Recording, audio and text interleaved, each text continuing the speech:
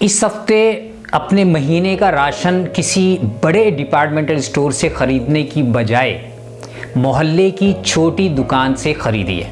जब से departmental stores का रिवाज हुआ है, बड़े शहरों में लोग अपनी आसानी की खातिर बड़े डिपार्टमेंट स्टोर्स का रुख करते हैं। हालांकि वो डिपार्टमेंटल स्टोर जो है उनके घर से, उनकी रिहाइश से खासे फासले पर होते हैं। उमूमन एक डिपार्टमेंटल स्टोर करोड़ों रुपए के बजट से तैयार होता है और उनके लाखों रुपए का टर्नओवर रोज़ाना का होता है।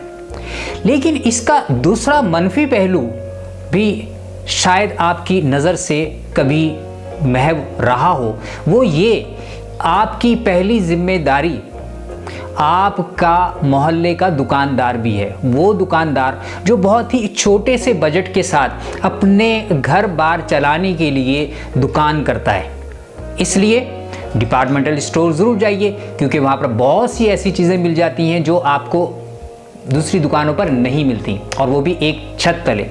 लेकिन अपना राशन जो आपके मोहल्ले की दुकान पर भी मौजूद है, काइंडनेस के अमल के साथ आप उस दुकान पर जाइए और इस बार अपने महीने भर का राशन उस दुकान से लीजिए, ताकि उस गरीब दुकानदार का घर भी चल सके।